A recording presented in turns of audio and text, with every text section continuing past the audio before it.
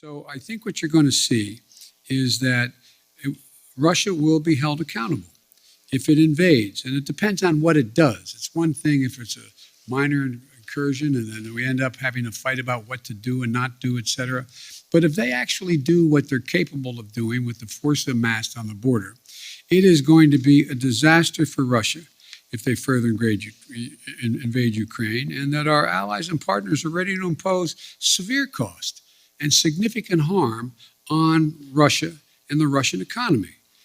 The only war that's worse than one that's intended is one that's unintended. And what I'm concerned about is this could get out of hand, very easily get out of hand because of what you said, the borders of Ukraine and what Russia may or may not do. I am hoping that Vladimir Putin understands that he is short of a full-blown nuclear war. He's not in a very good position to dominate the world.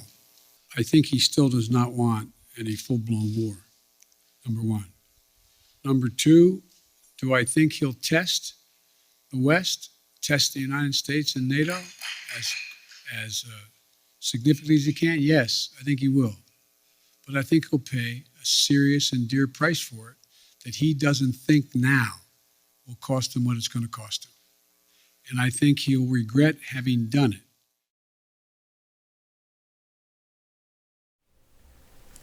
Bonjour. Donc là, nous avons en face de nous une réunion aujourd'hui entre les ministres des Affaires étrangères russes et américains sans que l'Europe y soit conviée. Ça devrait vous marquer, ça prouve que vos représentants ne représentent rien puisqu'ils ne sont même pas invités à la table des négociations. C'est une nouvelle fois une gifle vis-à-vis de l'Europe qui ne représente rien et je ne pense pas que les Américains auront de gros scrupules à ce qu'un conflit éclate sur un territoire qui leur est étranger et ça sera encore chez nous que ce conflit aura lieu, comme toujours d'ailleurs, et les Américains peut-être un jour viendront nous sauver, viendront se présenter comme nos sauveurs, alors qu'ils sont peut-être les causes, les intrigants qui vont peut-être faire naître un conflit entre les Russes et l'OTAN. Il faut savoir que la zone d'influence est l'Ukraine, que l'OTAN veut y installer des bases et que les Russes, bien entendu, refusent parce que les Russes ne veulent pas avoir des installations militaires aussi proches de leur territoire. Donc là-dessus, Poutine ne cédera jamais.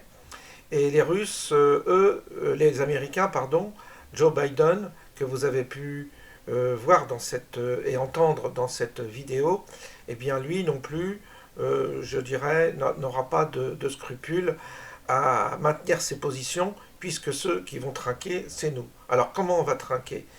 S'il y a un conflit qui arrive en Russie, nous allons, donc nous, comme de gentils vassaux, nous allons prendre des sanctions financières contre la Russie. La Russie va elle-même répliquer, va faire des représailles, et bien entendu, c'est avec le gaz russe, c'est-à-dire que nous dépendons du gaz russe, peu coûteux. Donc là, les Russes vont couper, bien entendu, notre alimentation en énergie, et ça va avoir des conséquences financières, bien entendu, parce que les prix vont augmenter, vont exploser, nous allons avoir une inflation immaîtrisable, et ce conflit va nous mettre vraiment en grosse difficulté sur le plan économique.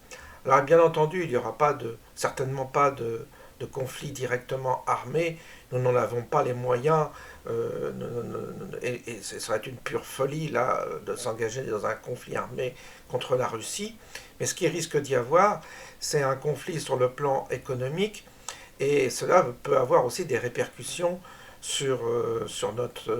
actuellement sur notre santé économique directement.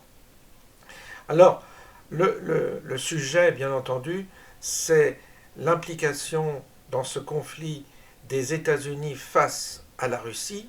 Ils sont en train de se réunir entre eux à Genève sans même que l'Europe soit présente. C'est absolument extraordinaire. C'est pour vous dire à quel point nous ne comptons plus pour rien. Nous sommes vraiment nous sommes des vassaux Nous sommes vraiment des entités qui ne comptent plus sur la scène internationale. D'ailleurs, au Mali, les Russes sont en train de prendre la main, qui était un territoire d'influence française. Nous perdons la main partout. Je dirais que ce régime est en train d'incarner la démonstration que nous sommes un pays en pleine décomposition, que nous sommes plus rien et que nous ne comptons plus rien. Voilà. Et c'est très grave parce que du coup, comme nous ne pouvons pas négocier, que nous ne comptons plus rien, eh bien les autres vont s'en charger et n'hésiteront pas à nous sacrifier. Je vous souhaite un bon après-midi et puis une bonne soirée peut-être et puis un bon week-end. À bientôt.